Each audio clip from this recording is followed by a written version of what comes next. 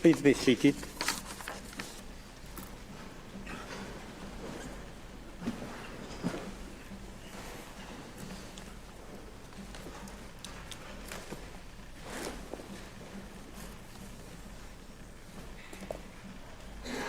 The sitting is resumed.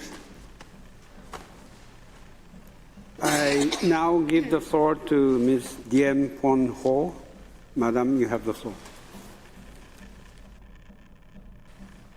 Mr. President, distinguished members of the Court, it is an honor to address you for the first time, and a special privilege and responsibility to do so on behalf of the Gambia.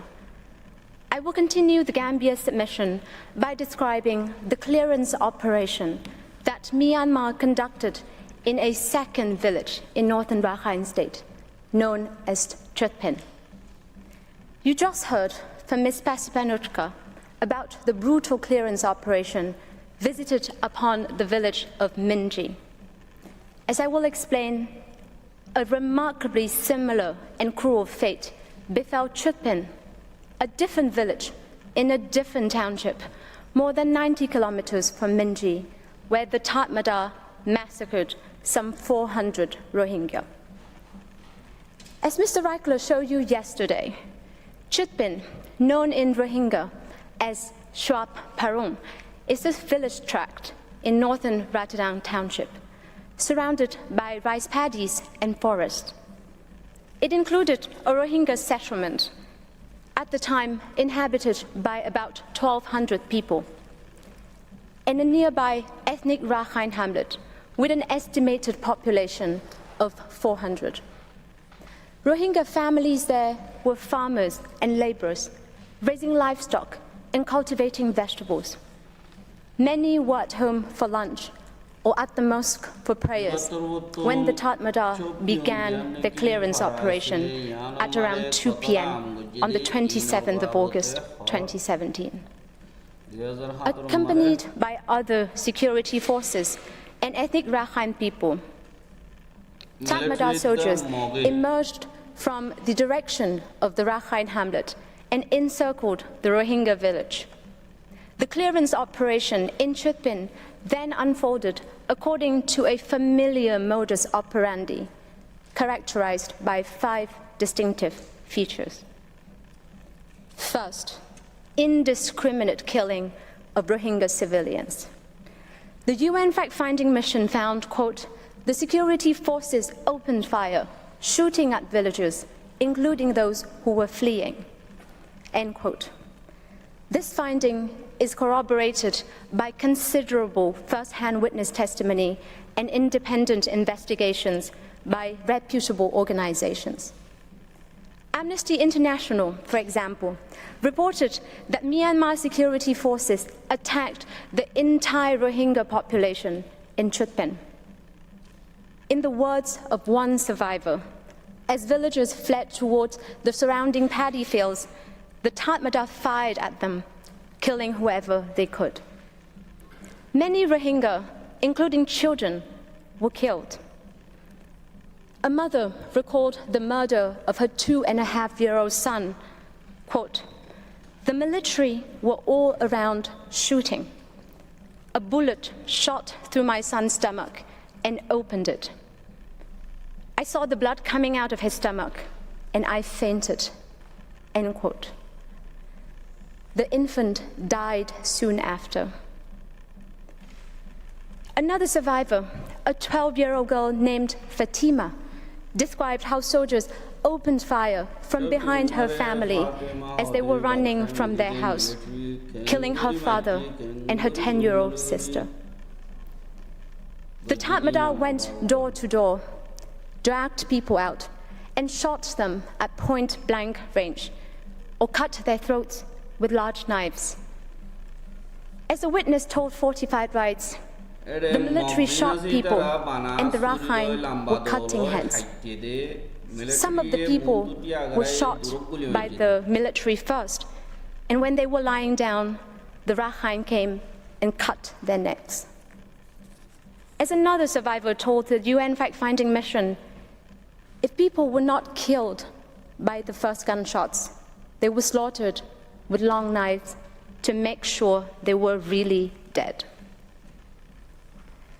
The second pattern in Chutpin is that the men and boys were singled out and systematically executed. In the northern part of Chutpin, for example, soldiers forced a group of villagers into a school and executed the men and boys. A victim whose husband was killed recalled, "I saw so many bodies in front of the school. Some had been shot, some had been cut. All of the dead bodies were bound, their hands tied with rope. There were bullets on the ground everywhere. There was so much blood. The dead bodies were like stones in a field." House after house, the Tatmadaw repeated this pattern. When soldiers entered into a woman's home, they took her husband and father-in-law into the yard and shot them there. In another, they dragged a man outside and fired repeatedly into his chest. Another survivor saw her husband and son tied up, beaten, and slaughtered as a soldier cut their throats. In a statement taken by the IIMM, a witness testified, "The militaries took my son. They brought him to the alley of a paddy field. 4 soldiers surrounded my son. He was killed in front of my own eyes. A soldier put bullets into his long gun and shot him in the temple. He died immediately." Those Rohingya who managed to reach a paddy field found no safety. The Tatmadaw apprehended them, separated the men and boys, tied their hands behind their backs, and shot them all. The third modus operandi of the Tatmadaw was to kill women, children, the elderly, and the disabled. The UN fact-finding mission determined that, quote, "a large number of women and children were victims of the attacks. Children, including infants and babies, were specifically targeted. Some were wrenched from their mothers' arms and thrown to the ground. Others were thrown into fires and burned alive." This finding is again corroborated by witness testimony and independent reports from reputable organizations.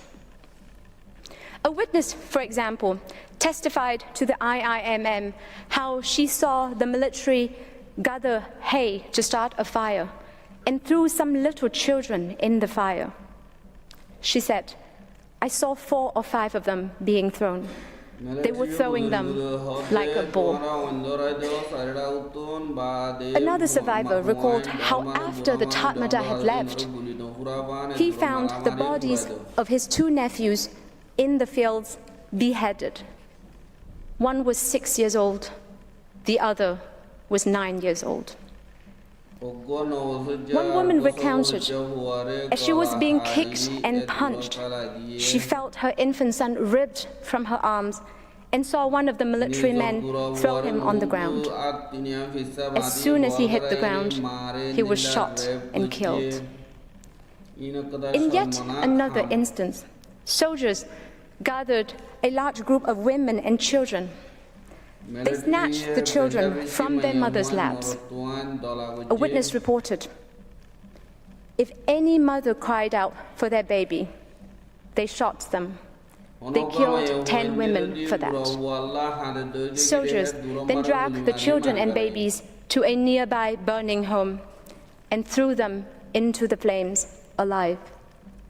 Witness NJ is a victim from Chutpin.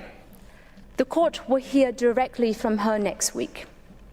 She has described how the military grabbed her 3-year-old son out of her arms, used a knife to stab him around the chest or stomach area, and some of his innards spilled out. The military then carried her son towards her neighbor's burning house. She recalled, "I could hear my son screaming and see him struggling and arching his back, trying to break free. I saw them throw my son into the burning house. I could no longer see my son or hear him screaming." As for the fate of the elderly and disabled people in Chepin, one elderly woman described to the UN fact-finding mission the brutal murder of her 70-year-old brother. Quote, "Soldiers used rifle butts to beat my brother on the head, and I saw his brains come out." End quote. Other witnesses confirmed that the Tatmadaw captured and killed a man named Osman, who had both physical and mental disabilities. One witness recalled that soldiers told him to stand up, but he was not able to stand up due to his condition. The military then shot him in his chest. He died immediately. In a fourth familiar hallmark of the clearance operation, the UN fact-finding mission concluded that the Tatmadaw committed sexual violence, including rape, gang rape, sexual mutilation, and sexual humiliation against women and girls in Chepin. This finding is fully corroborated by independent investigations and survivors' testimony. Allow me to mention a few. One survivor recalled the rape and murder of the wife of a local imam. "I saw her taken from the house and raped by soldiers. After they raped her, they killed her. She was taken to the road, and one soldier cut her neck and cut her breasts off." In another instance, the Tatmadaw gang raped 4 women in the same family. They were blindfolded, dragged around the house, and beaten. After regaining consciousness, the mother found the naked bodies of her daughters lying on their backs, motionless. In the paddy field to which dozens of Rohingya fled, the Tatmadaw captured them, killed the men and boys, and raped the women. A group of 7 women was rounded up and taken into some bushes. When one woman resisted, she was shot dead. A soldier cut off one of her breasts and held it up as a warning to the others. One victim later reported, quote, "4 or 5 soldiers held me down and raped me." At the same school where the Tatmadaw slaughtered men and boys en masse, they also raped and gang raped women. As the victim told the IIMM, "Once the militaries took me inside the school, they blindfolded me with my hijab. They threw me on the floor, on my back, and did whatever they wanted. By this, I mean they raped me. More than one raped me, but I don't know how many. Maybe 2 or 3. Another recounted that when the Tatmadaw soldiers dragged her to the school, she found women screaming and crying and saw 2 women being raped and one baby of one of the victims being thrown into a fire. Others recounted being raped repeatedly, along with other women, for 3 hours. Witness NJ also testified that she was beaten and raped by 2 soldiers until she lost consciousness. This happened after she witnessed the brutal murder of her son at the hands of the Tatmadaw. Mr. President, the Tatmadaw perpetrated sexual violence against women and girls in Chepin in a particularly vicious manner, as if the rape and gang rape were not cruel enough. Victims included children. Others were pregnant and died bleeding uncontrollably, their naked bodies covered in blood from head to toe. One victim was raped 40 days after giving birth.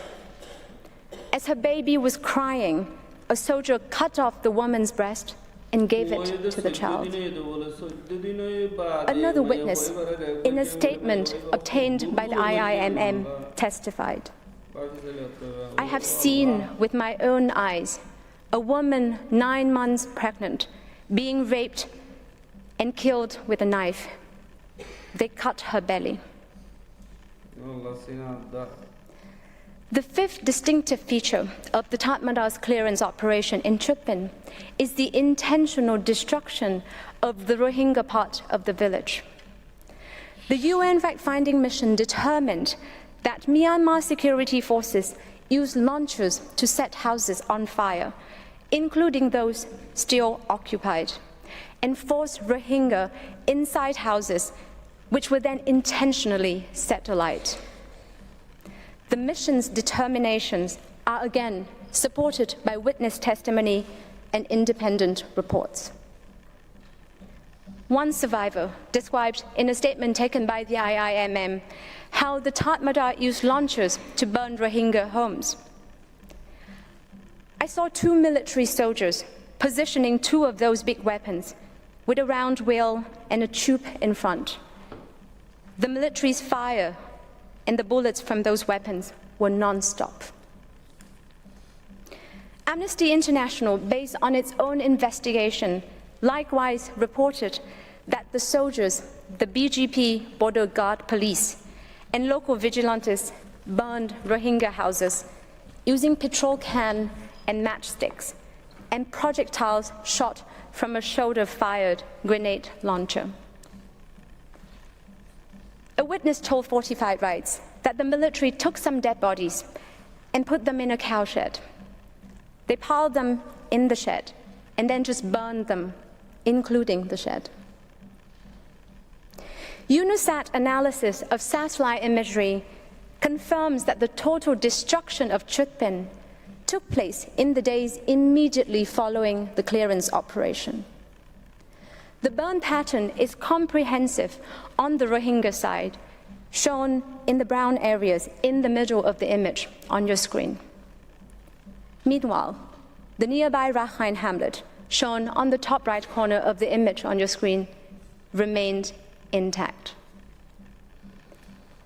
Based on its own forensic examinations and the consistent and detailed testimony of Chutpin survivor, Physicians for Human Rights concluded that, quote, "The savagery inflicted on the people of Chutpin is a typical example of the widespread and systematic campaign that Myanmar authorities have waged against the Rohingya people." The UN fact-finding mission determined that the Tatmada, specifically the 33rd Light Infantry Division, led the Chutpin clearance operations, acting in concert with other security forces and ethnic Rakhine people, including the ethnic Rakhine chairperson of Chutpin. Amnesty International reached the same conclusion, reporting that, quote, "The principal perpetrators of the 27 August massacre and rapes in Chutpin were soldiers from a unit of the 33rd Light Infantry Division." A witness also confirms in a statement taken by the IIMM that the perpetrators in Chutpin were Myanmar's security forces. Quote, "That day, military, police were all mixed and working together, burning houses, cutting people with knives, or shooting at running people. I could see various security forces clearly and distinguish them by their uniforms. In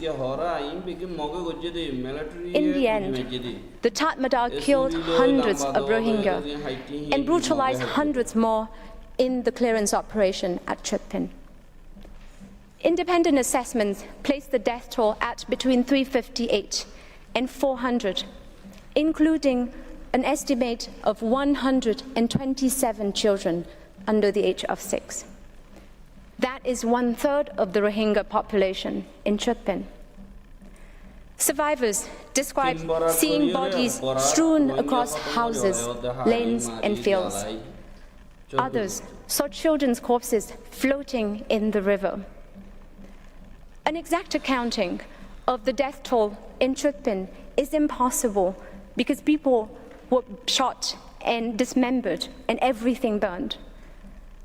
But Mr. President, the convergence of the UN fact-finding mission's report, consistent witness testimony, independent investigations, clinical findings, and even satellite imagery admits of only one conclusion.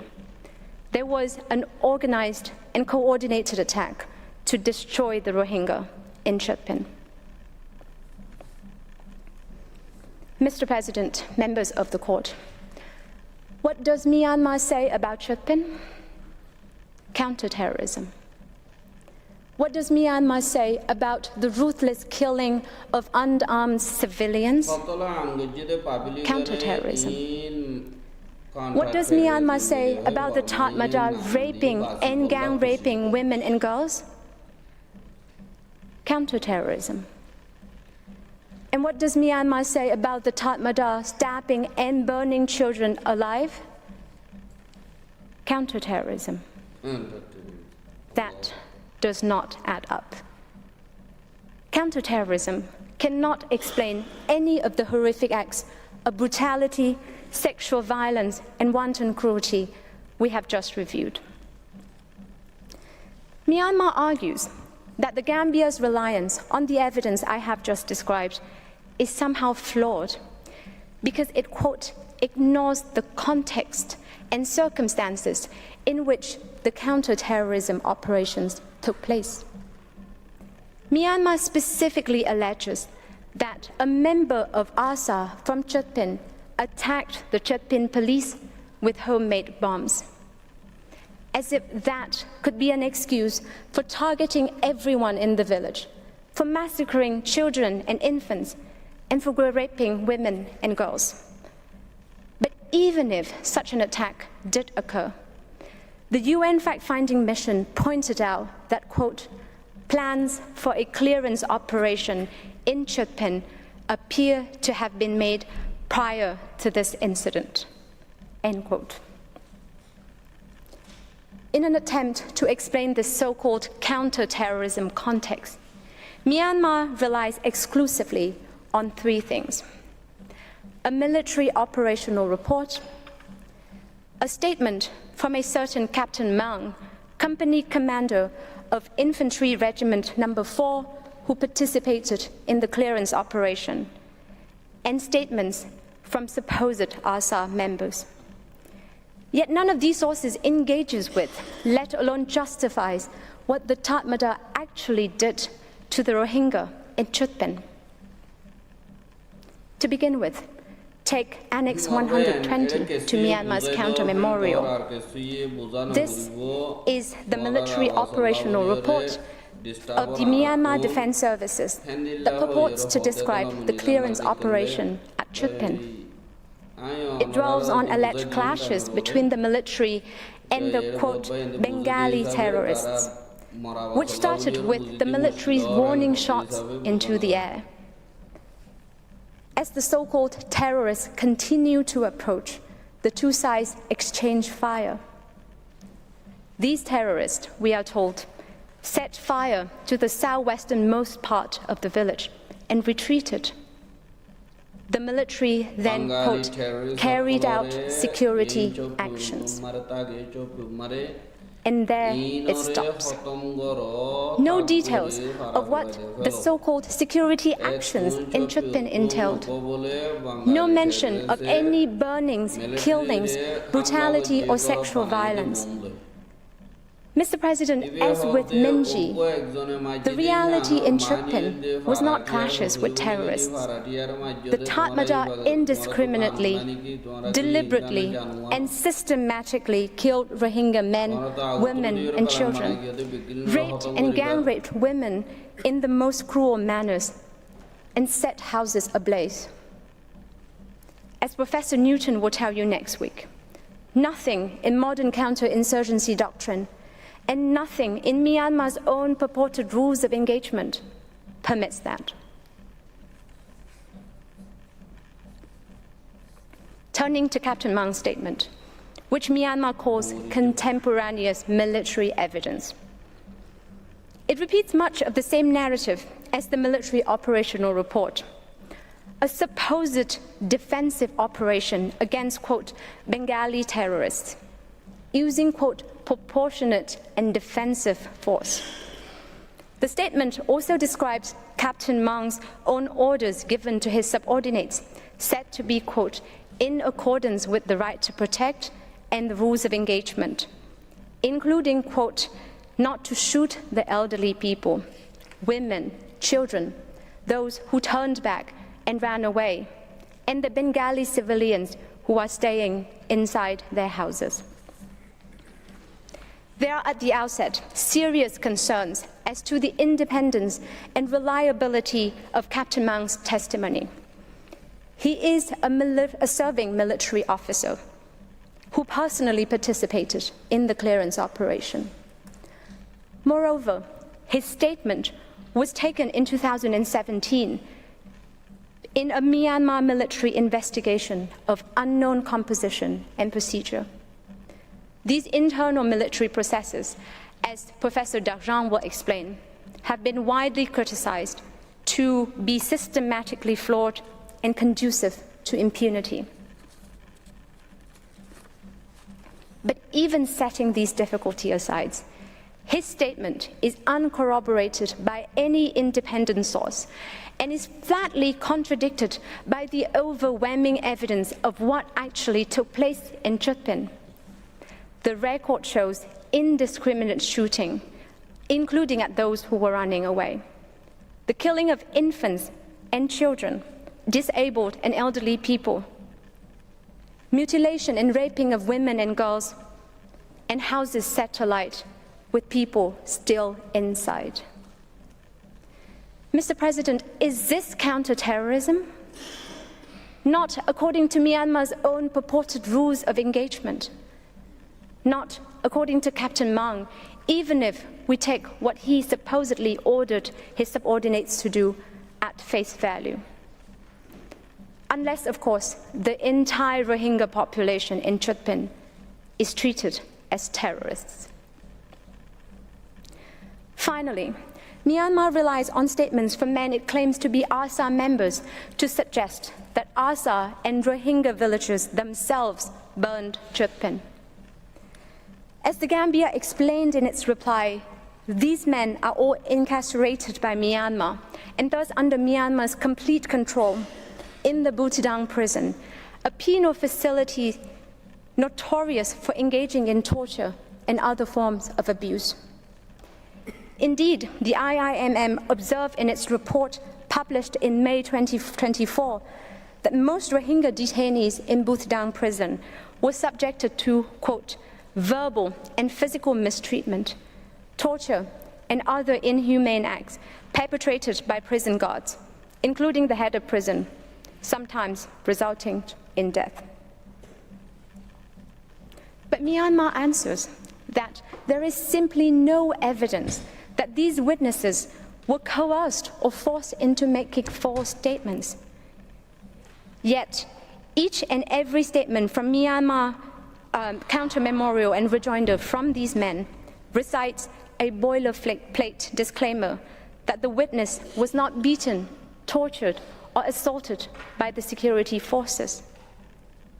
Mr. President, one wonders whether the fact that these men all arrived at these very similar verbal formulations, unaided over several years, is a testament to their shared clarity of recollection. Or perhaps there is a more reasonable inference. Such exculpatory language has been scripted. As Mr. Reichler explained yesterday, in Croatia versus Serbia, the court refused to accord any evidentiary weight to records of interviews by Croatian police where, quote, the words used appear to be those of the police officers themselves. In this case, the court should likewise give no evidentiary weight to statements extracted in custody in a party's exclusive control, where coercion is a known risk. As the Gambia further pointed out, in each one of these statements, the individual purportedly identifies himself as, quote, Bengali. That is a delegitimizing label imposed by Myanmar and rejected by the Rohingya, including the very small number who belong to ASA, who expressly identify themselves as the Arakan Rohingya Salvation Army. If anything defeats the credibility of these prisoners' statements, it is their undoubtedly coerced self-description as Bengalis. Moreover, the contention that ASA and Rohingya villagers burned their own village is contradicted by overwhelming evidence in the form of extensive witness testimony, the reports from the UN fact-finding mission, and reports from reputable NGOs, all confirming that the fires in Rohingya villages were started not by ASA or any of its alleged supporters, but by the Tatmadaw. Having failed to engage with the Gambia's evidence, Myanmar resorts to a blanket denial that the Myanmar Defense Services engaged in any indiscriminate physical and/or sexual violence in Chutpin. It does not even attempt to provide evidence negating the fact that these atrocities occurred, much less to show that they are not imbued with genocidal intent. The Gambia's account of what happened in Chutpin rests on independent, multifaceted, and convergent proof.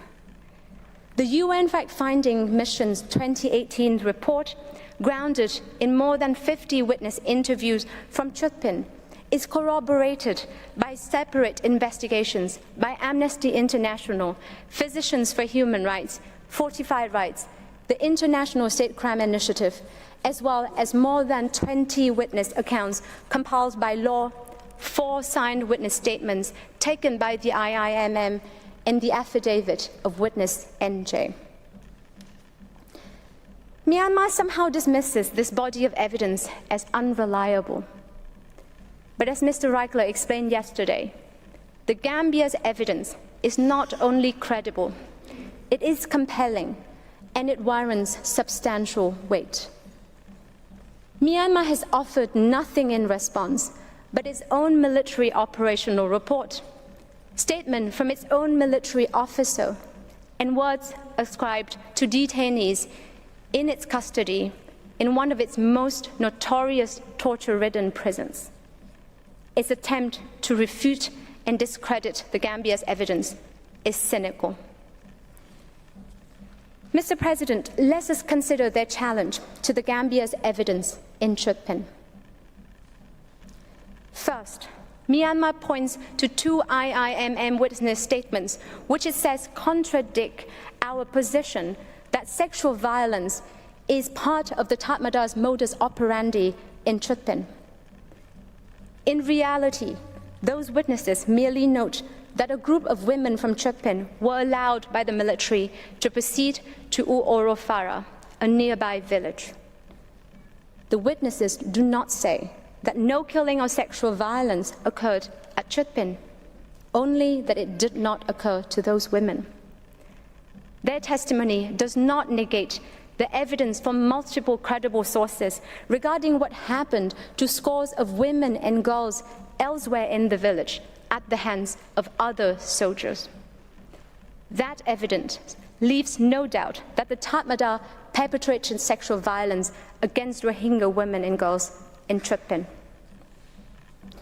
Second, Myanmar asserts that because some witness statements and account summaries from Legal Action Worldwide are anonymous and in one identified case reflect inconsistencies between 2 accounts given by the same person, none of the law material should be trusted. To be clear, the Gambia does not rely on either of these 2 accounts in respect of Chutpin. But in any event, this misses the point. Anonymization and interview notes are standard protection measures in atrocity documentation, and they do not make the content false.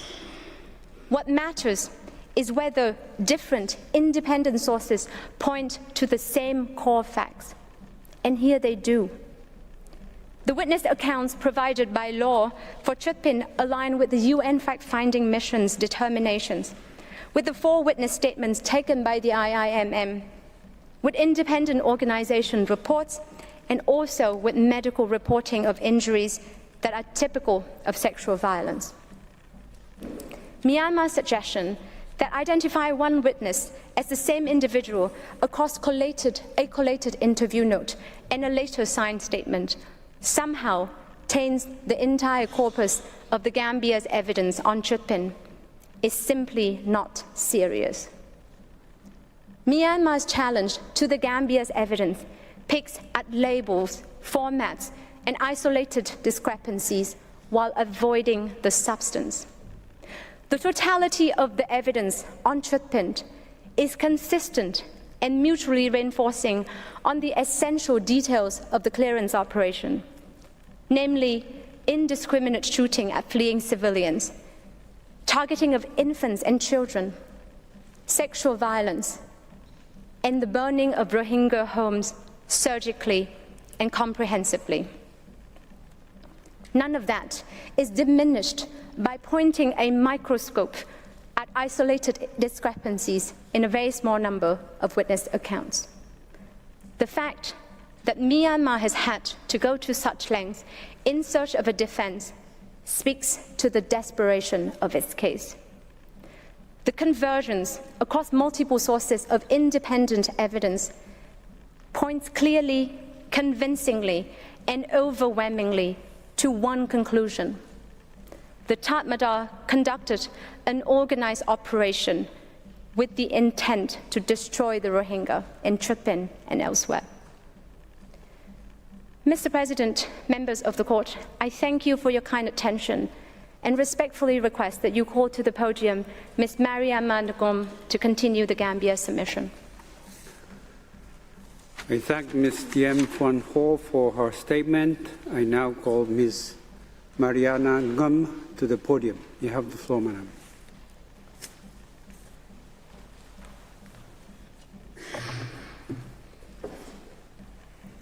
Mr. President, honorable members of the court, good afternoon. It is an honor to appear before you on behalf of the Republic of the Gambia. I will continue the Gambia's presentation of evidence by discussing Mongnu, another village in northern Rakhine State, where Myanmar engaged in horrific acts of violence and labeled it clearance operation. My colleagues described the acts of genocide that took place in Mingi and Chutpin. I will address how, on 27 August 2017, Myanmar security forces also launched a large-scale attack in Mongnu against innocent, unarmed Rohingya civilians. As the evidence will demonstrate, what occurred in Mongnu was not an isolated event. It was deliberate, organized assault that closely mirrored the pattern of clearance operation carried out in other villages across northern Rakhine State. The reports of the UN fact-finding mission, multiple witness testimonies, and other independent investigations show that the clearance operation in Mongnu followed the same modus operandi and resulting in the same devastating consequences: indiscriminate attacks, the separation and killing of men and boys, the widespread sexual violence against women and girls, and the burning of homes to erase Rohingya from Myanmar's maps. Mr. President, honorable members of the court, Myanmar conducted a brutal clearance operation in Mongnu, as shown on the screens before you. Mongnu, known in Rohingya as Monupara, is located in Budidong Township within the Chindamar village tract. Prior to August 2017, Mongnu was home to roughly 400 Rohingya households. In the days before the clearance operation, the population increased as residents from nearby Pongtampin fled in Mongnu, seeking safety after a similar operation there 2 days earlier. Many believed that they would be protected if they sheltered in a prominent compound at the heart of the village, a place owned by families known to have long-standing ties with the security forces. They were wrong. What followed on 27 August was a carefully orchestrated attack that unfolded with chilling predictability. The clearance operation in Mongnu resembled those in other villages in 4 important aspects. First, the Tatmadao's operation in Mongnu likewise involved indiscriminate attacks against Rohingya civilians, including children. According to the UN fact-finding mission, upon arriving at Mongnu, the Tatmadaw split in coordinated squads and advanced into the village on foot, rounding up the villagers. Several witnesses identified the soldiers as being from the 564th Light Infantry Battalion. Since the military bases had long operated near the village, certain soldiers were known and readily recognizable by the residents. The soldiers opened fire on fleeing villagers as they moved inward into the village. As one witness testified in a signed statement, the military started firing as they made a circle inside the village and brought all the people to the place where they were killed. Another witness described how the military surrounded the village from all sides and started firing. In the witness's words, and I quote, "When they found the people in front of them in the village, they killed them," close quote. The troops converged on the compound where Rohingya were gathered. They then pounded on doors, ordering people to come out of the house and threatening to set the houses on fire. Once the doors were forced open, soldiers burst inside and fired, kicking out those who were screaming and trying to escape. One witness describes how those in houses heard the sounds of guns, the sounds of bullets, which went on and on. Another woman recounted how the soldiers methodically killed those in the houses. They first opened fire, and then when the people were weak, they mutilated the bodies with long knives. The gunfire did not spare children. Multiple witnesses reported to the UN fact-finding mission that during this encounter, a young child was struck in the head by a bullet fired by the military and died shortly afterward. A witness testified in his signed statement that a 10-year-old boy was hit and his brain came out from his head. Second, as elsewhere, the Tatmadaw in Mongnu singled out men and boys and killed them in deliberate, organized manner. Once inside the compound, the soldiers separated the men from the larger group of civilians. The women and children were locked in similar houses where screams could be heard. The men and boys were beaten, bound, and dragged into the shared courtyard.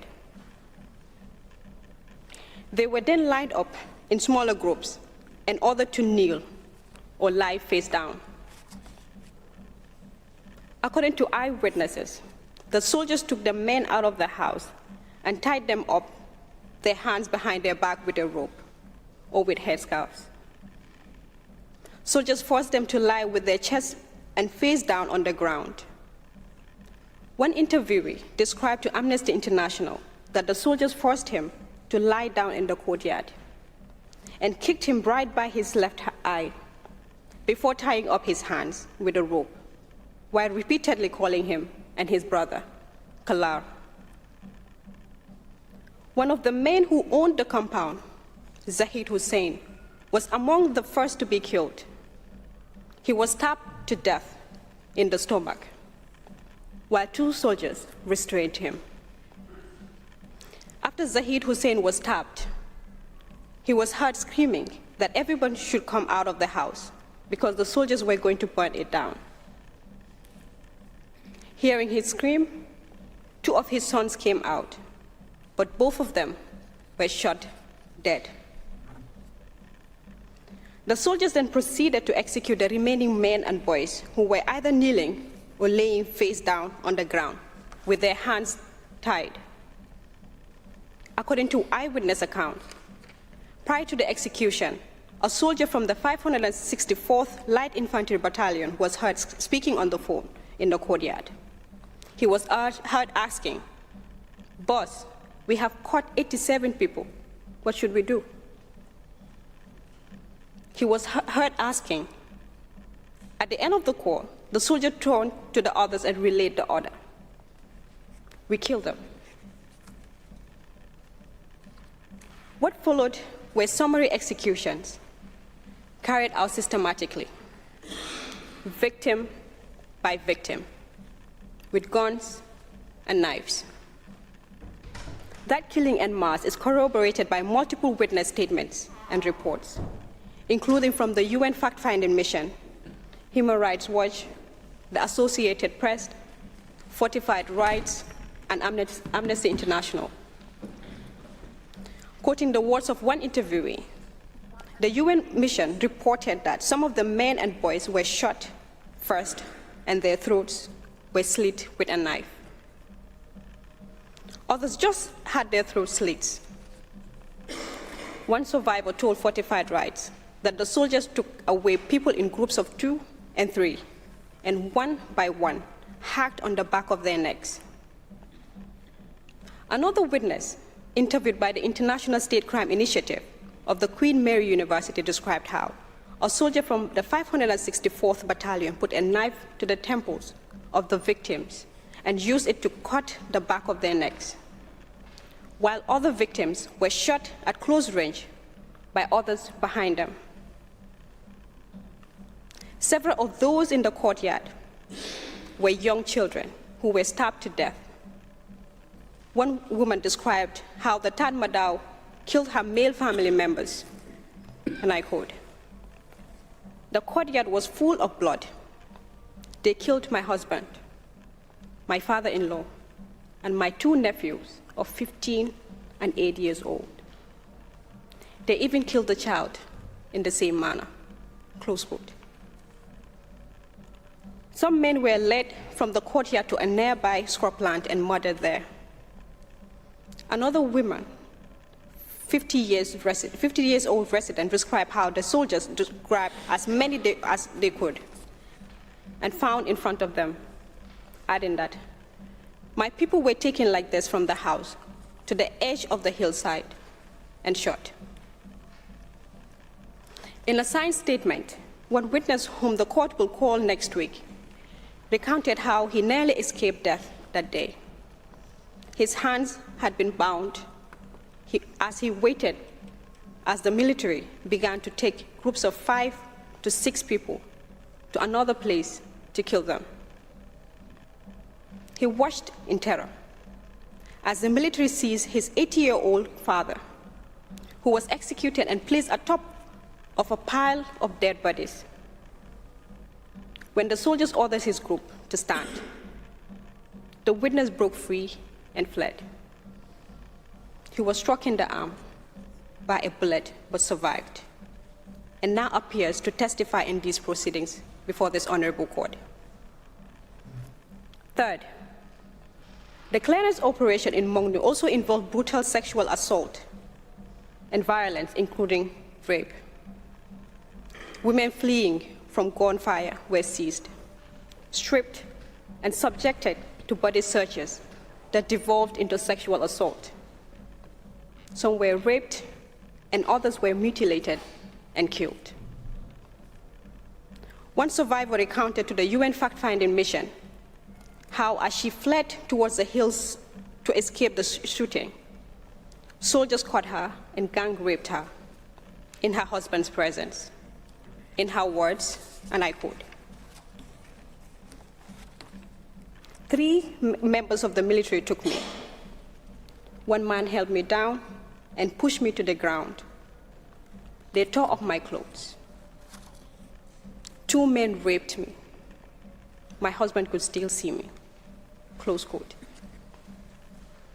The witness was not alone. According to her, the Tatmadaw took many other women, maybe around 10 to 20 women, at different times. She saw those women being raped as well. Another witness who was hiding behind described a woman being violently killed by being stabbed in her genitals. Myanmar dismisses these accounts as being uncorroborated. In doing so, Myanmar simply ignores the clear determination by the UN fact-finding mission, based on multiple eyewitness accounts, that the women and girls were also gang raped and killed and mutilated in Mongnu. The sexual violence in Mongnu was not limited to acts of rape. When separating women from the men, the soldiers stripped women naked, took any valuable items, and ripped off their headscarves. Based on multiple interviews with women from Pongtamping and Mongnu, Amnesty International reported that many women were sexually assaulted during these body searches for valuables. Fourth, as in other villages, the clearance operation in Mongnu culminated in the destruction of Rohingya homes and the concealment and removal of bodies. UNISAD analysis of satellite imagery confirmed that in both Mongnu and neighboring Pongtamping, more than 300 structures were destroyed by fire. Witness accounts confirmed that the Tatmadaws used launchers to burn the houses. After executing the men and boys, soldiers were seen moving bodies from the courtyard into military trucks, which drove to the nearby army base. Other soldiers were seen burying bodies into shallow pits nearby. Human Rights Watch similarly reported in October 2017 that the soldiers were seen gathering the bodies on green tarps and loading them into pushcarts before taking them to military vehicles. Witnesses who returned to the village after the clearance operation saw body parts, including those of children, scattered on the ground, which felt sticky from blood. One witness recalled that the field was streaked with blood. There were trails of it on the ground, the trees, everywhere. Those witness accounts are corroborated by video footage and photograph analyzed by the UN fact-finding mission, showing patches of blood near the compound and tarpaulin bags buried just below the surface, with a decomposing human leg visibly protruding from one of the bags. Given the destruction of the village and the disposal of bodies, the precise death toll is difficult to ascertain. Various sources have estimated that approximately 100 to 200 people were killed in Mongnu during the clearance operation on 27 August.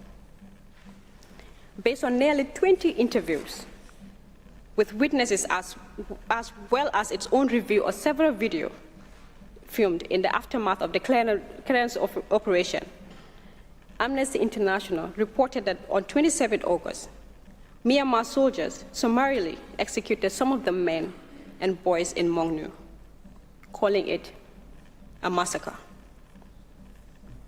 Mr. President, honorable members of the court, Myanmar's counterterrorism narrative does not account for the extreme brutality and the pervasive sexual violence in Mongnu. Myanmar does not dispute that the Tatmadaws conducted a clearance operation in Mongnu. Instead, Myanmar predictably asserts that the operation was purportedly necessitated by ARSA attacks and alleges that the Gambia omitted from its narrative the textual details that demonstrate that the clearance operation was in fact a counterterrorism operation. The textual details that Myanmar considers relevant to what transpired in Mongnu are embodied in two self-justifying sources of evidence. One, the Tatmadao's daily operation report, and 2, the Ministry of Defense internal table prepared for this litigation, documenting the clashes between ARSA and the security forces, which are at Annexes 118 and 149 of Myanmar's counter memorial. At most, they refer to ARSA-related activities in other locations surrounding Mongnu, such as Putamping, Ganyang Chong, approximately 10 to 12 kilometers to the north, and Mongi Tong, approximately 5 kilometers to the southwest. With respect to Mongnu, the Tatmadao's operation report on your screens merely states that upon receiving the report that ARSA terrorists who had attacked Pongtamping police outpost 2 days earlier were suspected to be hiding in Mongnu, the 564th Battalion and Border Guard police arrived at the village around 10 a.m. Upon arriving, the security forces immediately carried out an outer perimeter security action, while another group carried out the security operation in the village. The Tatmadao's report then notes that at 13:15 p.m., hours after the Myanmar security forces had already arrived and began conducting the clearance operation, they were attacked by a group of Bengali terrorists, prompting the security forces to fight back. Characteristically, as was the case with other villages, Myanmar's government's report includes no details of what the Tatmadaw did during the clearance operation, including the modus operandi described in the fact-finding mission reports or by the eyewitnesses in their sworn statements. The Tatmadaw's reports are silent on the indiscriminate shooting at civilians, the systematic execution of men and boys, the rape and gang rape of women and girls, and the burning of homes and razing of villages. That absence, honorable members of the court, it's telling. It shows why it is difficult to place any evidentiary weight on these self-serving reports. But even if one assumes that the reports are true and that takes them at face value, they only show that the purported ARSA attack occurred several hours after the security forces had already entered the village, encircled civilians, and begun their violent sweep. In other words, even on Myanmar's evidence, the Tatmadaw did not arrive at Mongnu in military trucks on 27 August in response to the ARSA attack. It deliberately chose to conduct a clearance operation based on an uncorroborated suspicion that ARSA members could be hiding around the village. Myanmar's attempt to retroactively justify its violence based on an alleged clash that was reported hours in the pre-planned raid is simply not credible. Myanmar has no explanation for the extreme brutality and sexual violence during the clearance operation itself. It merely speculates that those who fled from Pongtamping to Mongnu would inevitably have included many ARSA terrorists, which likely explain the intensity of the subsequent clashes in Mongnu. Using the same logic or illogic, Myanmar does not dispute the high death toll in Mongnu, but notes that it is unknown how many of these are ARSA fighters or supporters. That rationale, honorable members of the court, does not even come close to justify the attacks against unarmed and defenseless civilians and the atrocities that were committed against them in Mongnu. What it reveals is that, for Myanmar, the unverified suspicion that ARSA members might be present in the village gave it a license to treat every Rohingya civilian, the men and boys who were executed, and the women and girls who were subjected to sexual violence as legitimate targets. Myanmar's response to the high death toll in Mongnu likewise underscored the indefensibility of its position. From Myanmar's perspective, the Tatmadaws could kill first and rationalize later, invoking the intentionally broad and indiscriminate notion of ARSA and its supporters. The explanation that those who were killed were ARSA fighters or supporters also collapses entirely when confronted with the facts of how the clearance operation was concluded. Soldiers made no effort to identify the combatants or terrorists, but sympathizers among the men and boys whom they rounded up and executed, or among the women and girls whom they raped, mutilated, and killed. Finally, Myanmar discredits that the evidence that the Gambia relies on, asserting that it is untested and mostly based on anonymous hearsay accounts. That sweeping assertion is untenable at the outset. The Gambia's evidence is diverse, independently corroborated, and mutually reinforcing. The various sources of evidence include not only eyewitness accounts and satellite imagery compiled by the UN fact-finding missions, detailed findings, but also several independent reports from organizations such as Amnesty International, Fortified Rights, the International State Crime Initiative, and the United States Holocaust Memorial Museum, as well as multiple signed witness statements. While some witness accounts are anonymized, reflecting the imperative to protect victims and other at-risk sources, they themselves are corroborated by multiple signed witness statements. As to the signed witness statements, Myanmar asserts that those are unreliable, primarily because, and I quote, they are silent as to the activities of ARSA activities. In a similar vein, Myanmar claims that the Gambia deliberately omitted two first-hand testimonies from Fortified Rights and purportedly corroborates aspects of the Tatmadaws operation report concerning the terrorist activity near Mongnu. Contrary to Myanmar's assertion, the two first-hand testimonies were not addressed because they are not directly relevant, as neither discusses the clearance operation in Mongnu to begin with. They simply refer to ARSA activities in other locations in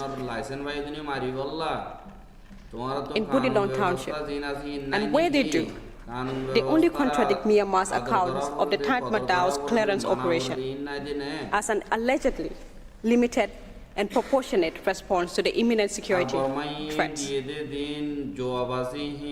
The first testimony is from a resident of Tong Bazar village, who describes how the following report of a bomb nearby Tinganat village. The military came to the village and arrested and beat people.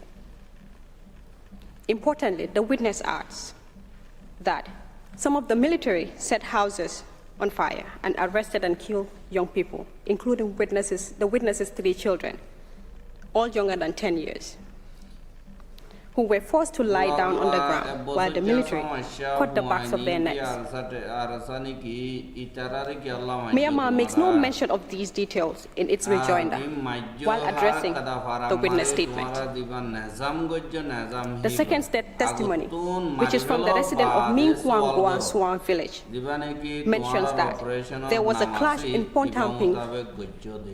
The witness describes how the attackers had only sticks and knives, and how the entire village was burned down by the Tatmadaw. Those details are omitted by Myanmar in its rejoinder. As such, even the first-hand testimonies that Myanmar relies on to frame events ultimately corroborates the Gambia's evidence that the Tatmadaw burned Rohingya houses and inflicted extreme brutality on civilians, despite the limited rudimentary force of the attackers. In the rejoinder, Myanmar presents 2 IIMM witness statements, which purportedly supports its account of ARSA activities and presence in Mongnu. In fact, both statements reinforce the Gambia's case. The statement by witness 1P1496, a 48-year-old man, does nothing to contradict the Gambia's account of the clearance operation on 27 August. The witness accounts of ARSA activities surrounding the village are expressly limited to those in the months before 27 August. And the witness explains that during the clearance operation itself, he stayed in the neighboring village, collecting information from survivors and learning about who lived and who died, including from the mass killing of people in the compound. The statement by witness P2892, a 43-year-old woman, likewise only recounts hearing gunshots from Pontamping and makes no mention of ARSA activities in Mongnu. As to the events of 27 August, the statement corroborates the Gambia's account on various fronts. The witness describes how the soldiers arrived at the village and started firing in the direction of terrified villagers who were fleeing towards the hills, and recounts how the soldiers stripped women of their valuables by inappropriately touching their private parts and putting their hands on their whole body. We conclude by noting that, as is the case for other villagers, Myanmar's criticism reflects a tendency to pick at nits, avoiding the core substance and ignoring the convergent picture that emerged when the evidence on Mongnu is viewed cumulatively.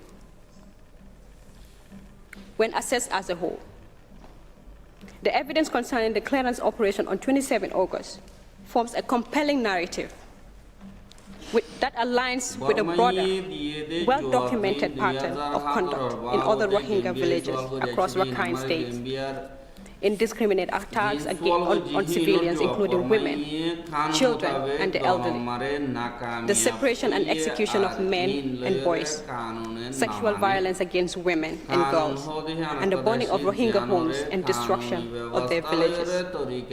In sum, the destruction of Rohingya as a group. Honorable members of the court, I thank you for your kind attention and respectfully request that Mr. Charles Kombenjai be called to the podium to continue the Gambia's submission. I thank Ms. Mariana Ngum for her statement. I now invite Mr. Charles Kombenjai to address the court. You have the floor, sir. Mr. President, members of the court, good afternoon. It's an honor to appear before you on behalf of the Gambia. My task is to address the evidence concerning additional locations in the northern Rakhine State, where the Tatmadaw systematically perpetrated the same pattern of atrocities against the Rohingya. As Ms. Pasipanodia, Ms. Ho, and Ms. Ngom just described, was committed in Minji, Chutpin, and Mangnu. In the written pleadings, the Gambia presented overwhelming evidence of indiscriminate and targeted killings, extreme brutality, and sexual violence in 40 locations across Mungdao, Butidong, and the Ratidong townships. These reflect just some of the hundreds of Rohingya villages that the UN fact-finding mission determined on the basis of satellite image analysis had been totally or partially destroyed following the clearance operations. Time does not permit us to review all of the evidence today, so I will confine myself to describing the same pattern of conduct that was characterized by Tatmadaw clearance operations in 4 additional Rohingya villages in August of 2017. I will start with the village of Gudad Pin, which is a Rohingya village within a mixed ethnicity village tract in the Botidong township, as shown on your screens. It is yet another village where the Tatmadaw unleashed a devastating assault on Rohingya of all ages. The UN fact-finding mission found, drawing from the testimonies of multiple eyewitnesses, that the Tatmadaw commenced its clearance operation on 28 August 2017 in Gudarpin. Soldiers and armed police, aided by ethnic Rakhine men, encircled the village and advanced from multiple directions, firing on villages, including young children. As they fled towards the paddy fields or jumped into the river to save their lives. One woman described to the mission, the soldiers were shooting at people who were running from burning houses to save their lives. People were running everywhere, in the paddy fields, jumping into the river, and hiding in trees. I saw people burning and people being cut. Another survivor recounted to the mission how she fled with her children into the forest and trying to cross the river, and that some children died trying to cross the river as it was raining and the water level was so high. These accounts are corroborated by independent reporting by Amnesty International. One villager, around 45 years old, described how he tried to escape with his wife and children towards the canal that separates the village of Gudarpin and neighboring villages. He said, "When we were running away, we were being followed by the soldiers. They were shooting. My 15-year-old daughter was shot as she was running with us. I took my youngest child on my shoulders. We were 10 feet from the canal. She had my hand. We were running and she was shot. She was hit by 2 bullets, one on her left side and one on her left shoulder." Based on multiple eyewitness accounts, Amnesty International determined that dozens of Rohingya, including children, were killed while trying to flee. Others were last seen captured by soldiers and remain forcibly disappeared. One IIMM witness statement described how the military shot people who were running away and hiding. Those who came back to check on their homes were killed. The witness testified some people died in open fields, some in houses, and some on the roads. The UN fact-finding mission determined that during the operation, buildings were set on fire by the security forces and ethnic Rakhine men. The Tatmadaw used launchers and the ethnic Rakhine used petrol. The mission also determined, based on satellite image analysis, that all Rohingya structures in the village were burnt to the ground by 16th September. Amnesty International likewise found that the Myanmar military attacked and burnt vast majority of Gudarpin village. The Tatmadaw executed those captured or wounded by slitting their necks with knives or cracking their heads with rocks, before dragging their lifeless bodies into mass graves. As one witness testified in his witness statement, "From where I was hiding, I saw people injured by bullets and mortar bombs. They were lying down but were still alive. When the military found them, the military hit the heads of the injured with rocks and cut their necks or chests before pulling them into a grave. There were many injured men, women, and children." One mother interviewed by the fact-finding mission described how she was forced to choose which of her children she could attempt to save. The security forces barged into her house and grabbed her young daughter. When her son tried to save her, he was assaulted. Watching from the other end of the house, the mother made the split-second decision that these 2 children would not live, but that she could perhaps save the life of her 2 younger children. When her husband arrived to Gudarpin, he dug through the piles of corpses and found the dead body of their son. They never found the dead body of their daughter. Another survivor, interviewed by Amnesty International, recounted being dragged through the village with her legs and hands bound together, and then gang raped by 4 soldiers. Yet another woman described being tied up, kicked, and on this occasion, violently gang raped by 3 soldiers.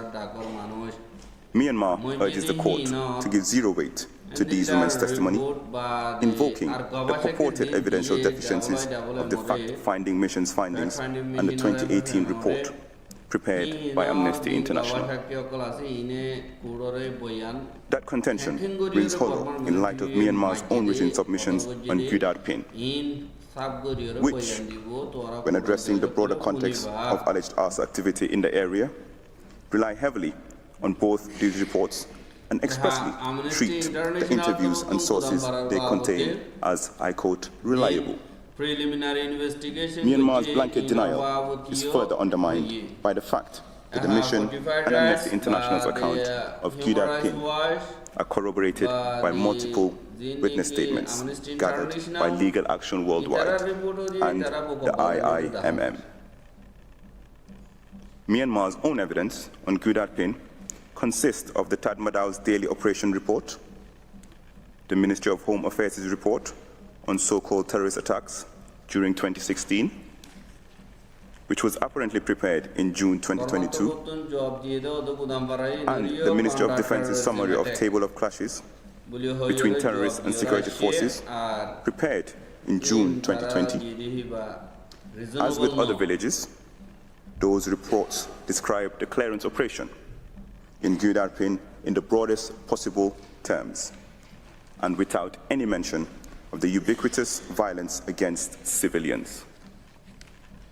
Conspicuously, there's no reference to the widely documented atrocities, such as the multiple mass graves discovered in the village that were reported in detail by Associated Press.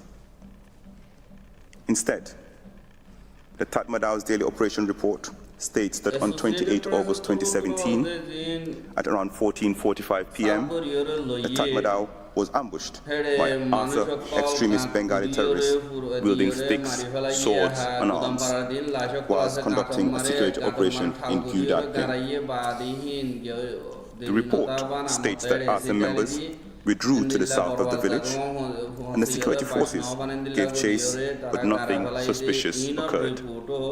The only death or injury reported from the government side is a corporal receiving a non-critical cut to his left cheek. On Myanmar's own evidence, there was nothing to justify the Tatmadao's brutal violence against civilians. The most that had occurred was an alleged attack with sticks and swords that ended with Arthur's withdrawal and virtually no casualty on government side. I now move on to 2 additional locations, Khotan Kok and Chen Kali. These are neighboring village tracts in the Rotterdam township, situated along the Bay of Bengal. The locations are shown on your screens. Within the Khotan Kok village tract was a military compound and a border guard police post. On 25th August 2017, around 4 a.m., residents of Khotan Kok and Chenkali heard gunshots. The Tatmadao alleged that 2 arson attacks took place and 7 arson members were killed. It could not have been much of an attack, since no casualties were reported on the government side. Notwithstanding this, in the early hours of 25th August, Tatmadaw soldiers, alongside other security forces and ethnic Rakhine, entered Chenkali, shooting at villagers fleeing from the village in terror, and methodically burning houses as they advanced from south to north.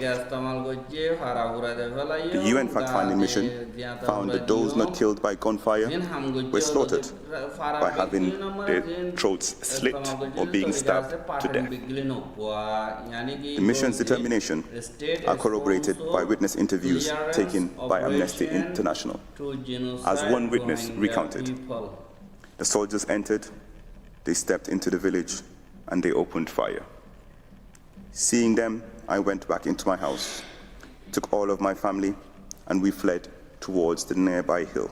Many people were running to the hill.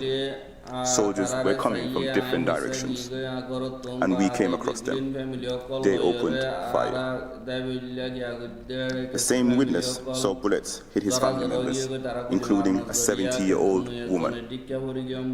Myanmar asked the court to disregard these eyewitness accounts, asserting that they make no mention of the fact that those persons fleeing are likely to have been only a short time earlier engaged in a violent armed attack upon state security services. The absurdity of this speculation becomes clear when one considers that among those fleeing who were slaughtered and targeted were young children and infants. As one survivor who returned to the village recounted, I found my 6-month-old baby son's body lying next to my wife's body. She had been shot. My baby son was stabbed in the stomach, and his liver and intestine were coming out. When I took his small body into my lap, I was showered with his blood. On 28 August 2017, the Tatmadaw undertook another clearance operation in Khotan Kok, entering the village from both sides in the early hours of the morning. Soldiers opened fire at any sign of life, including the elderly and the disabled. Bullets were also fired from naval ships which were stationed just offshore. The brutality of Tatmadaw's violence in Khotan Kok mirrored that of Chenkali. Another account describes how soldiers caught her mother, tied her up to a tree, and set her alight after pouring petrol on her. Drawing on multiple interviews with survivors from Khotan Kok and Chenkali, Amnesty International determined that the clearance operation in the two villages followed a similar pattern of soldiers partially surrounding the village, opening fire as people fled, and with the help of vigilance, burning the villages as some people remained in their homes. The UN fact-finding mission additionally concluded, drawing from witness testimonies, that women were raped and killed in both villages. In Khotan Kok, one young girl who was raped was left naked and bleeding on the ground. In Chenkali, an eyewitness saw soldiers rape and kill his wife by slitting her throat, as well as kill all his children, all aged under 5. Like elsewhere, the Tatmadaw fired at Rohingya houses with launchers to set them ablaze, as those unable to escape, including the elderly and the disabled, remained trapped inside and burnt to death. Satellite image analysis reported by the UN fact-finding mission confirmed that all Rohingya hamlets inside the village tract were destroyed. This analysis is consistent with the witness accounts describing to Amnesty International how there were only a few green trees left. Everything else was burnt down.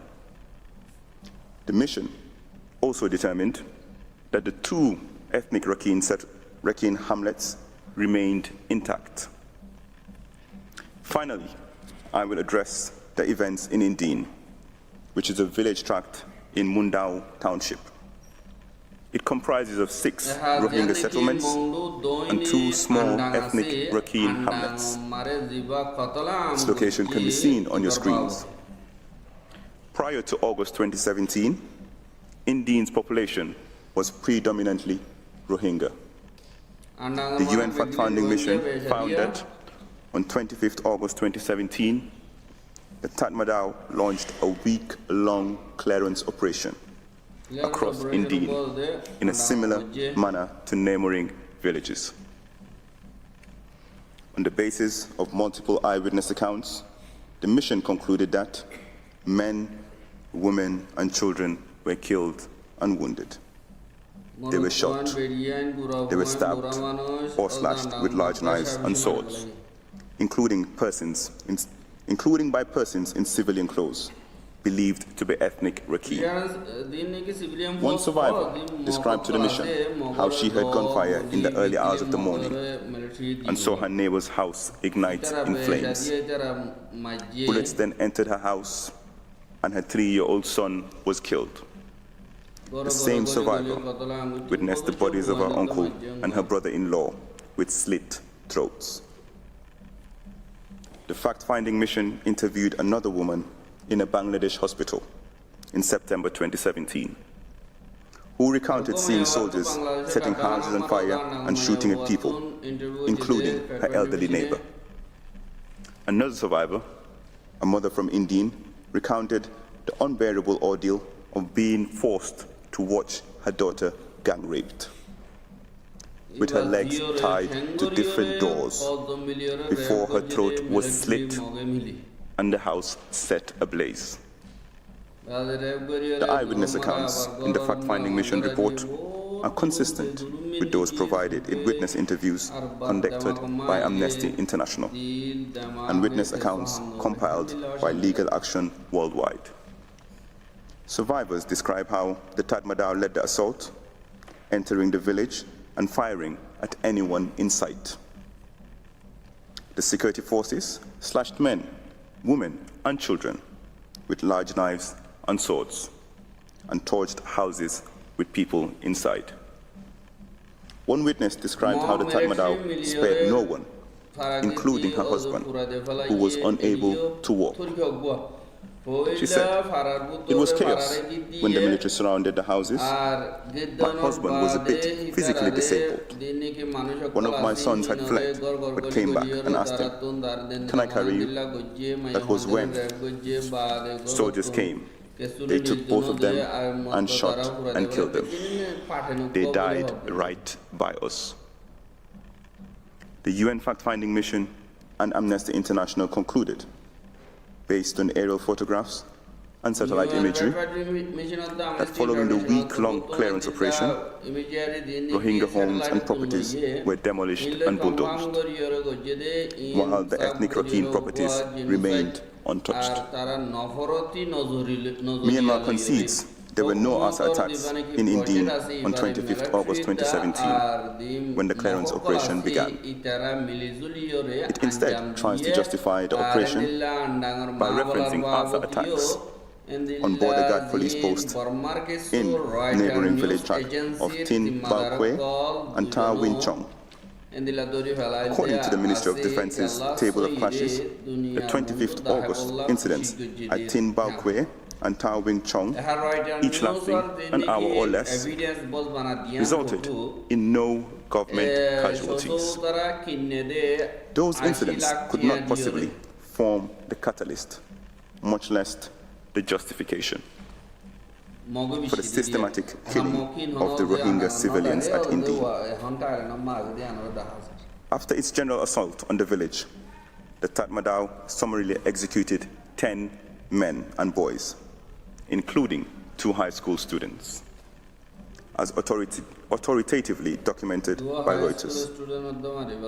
In tab 4 of the judge's folder is a photo of these men in Tatmadaw custody with their wrists tied behind their backs. A subsequent photo from Reuters, which I must respectfully warn, includes graphic content that may be difficult to view, captures the moments immediately after those men were executed, and is also included in tab 4 of the judge's folder. Myanmar has acknowledged these extrajudicial killings, but seeks to minimize their significance, claiming they were acts of retribution for the disappearance and suspected murder of an ethnic Rakhine man the week before. It admits that soldiers permitted the man's son to violently assault them with swords before the firing squad killed them. That narrative does not exonerate. It condemns. It shows that the Tatmadaw not only summarily executed civilians, but also facilitated vigilant violence against them on the basis of their identity as Rohingya. In sum, Myanmar claims that what occurred in these locations were counter-terrorism operations necessitated by and responsive to lethal attacks by ASA.